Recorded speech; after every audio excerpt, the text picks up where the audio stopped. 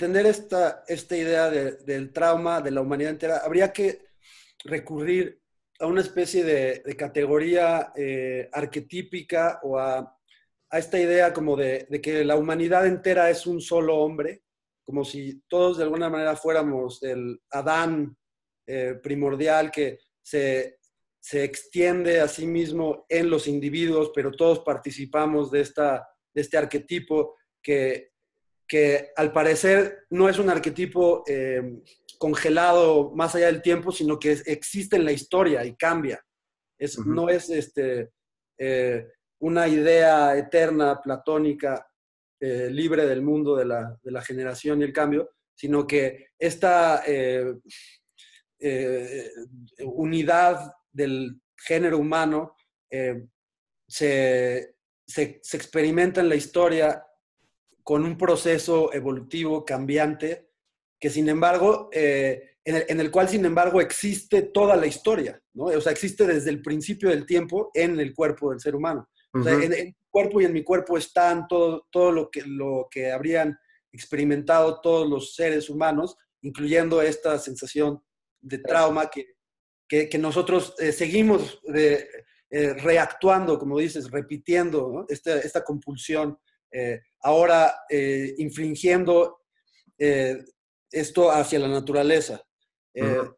Pero ¿cómo explicar esto de alguna manera como metafísicamente o lo puedes explicar solamente desde pues como desde una cuestión como biológica del el ADN o cómo podríamos entender que se transmite este trauma y que sigue vivo?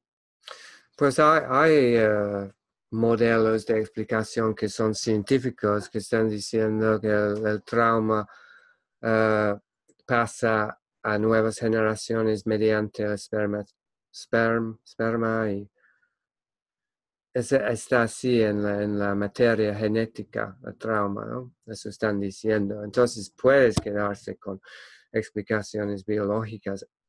No creo que es necesario. Um, Eso siempre es una pregunta o un problema que encuentro escribiendo y hablando. ¿A qué punto,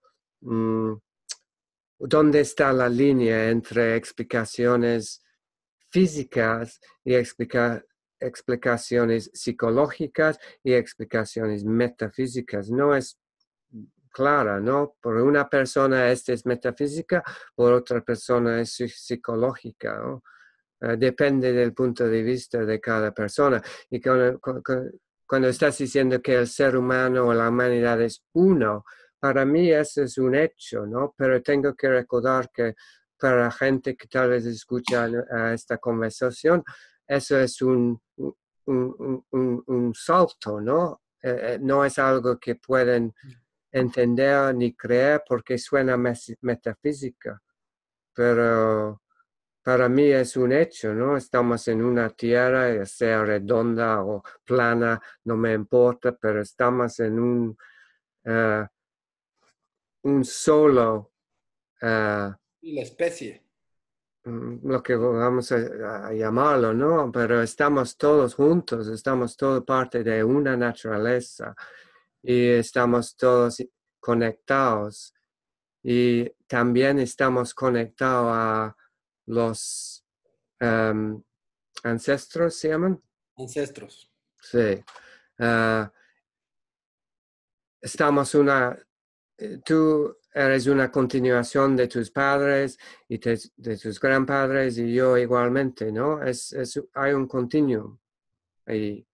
Y sí es metafísico, pero también es físico. Pero cuando estás hablando de la historia, que todos llevamos la historia en nuestros cuerpos, eso es interesante punto porque yo diría que no es una historia. Lo podemos llamar una historia, pero una historia como es un cuento, es algo mental, es una construcción mental.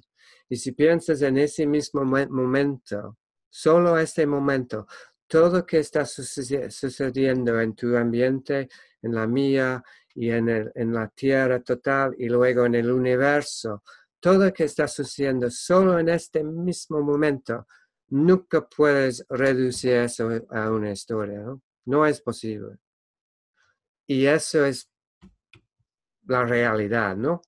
Puedes crear una historia, pero no va a representar la realidad. Solo va a ser como una foto. Si vas a China y sacas una foto de un rincón de China con tu pareja o algo, no vas a decir, mira, es China, ¿no? Es solo una foto de un momento casi nada, ¿no? Y es igual con la historia y es igual con nosotros como individuos. Cuando nos sucede trauma, cuando somos niños, eso se va directamente al cuerpo como afecto, se llama, ¿no? Afecto.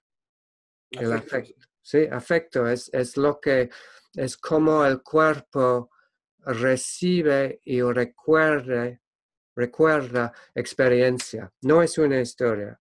La mente no puede convertir una experiencia traumática en un cuento o una historia y por eso es trauma, porque el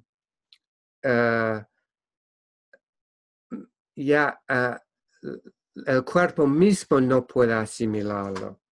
Es demasiado por el cuerpo mismo, ¿no? Porque hay tantas sensaciones, emociones y reacciones químicas. Es como una explosión nuclear de trauma en el cuerpo del ser humano.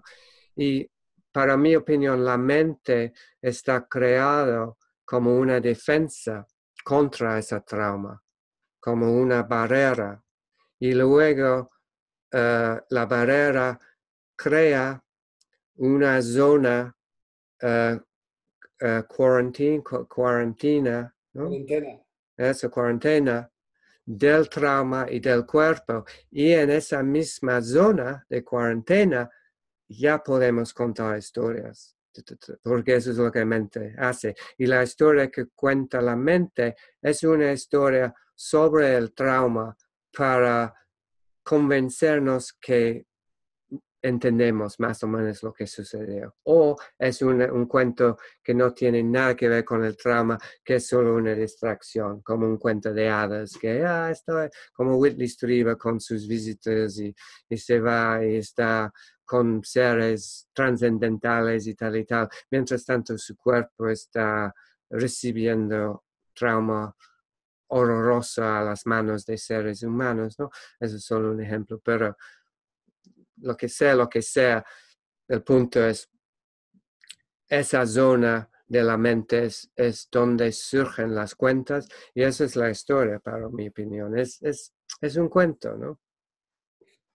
Pero entonces, ¿crees que la mente es una fabricación del cuerpo para encontrar esa posibilidad de escapar de esto? O sea, la mente... entonces, la diferencia es obviamente de la conciencia, ¿no? Estamos hablando de dos cosas, la mente y la conciencia. Sí. La conciencia existe independientemente de la mente. La conciencia es, bueno, no nos vamos a meter en si la conciencia genera el cuerpo o el cuerpo la conciencia, pero la mente entonces sería esta especie de mecanismo de defensa ilusorio, fantasioso, la fantasía del cuerpo para evitar el trauma, que es una teoría muy interesante. Bueno, ese es el proceso original. Es la prótesis original, la mente, tal cual.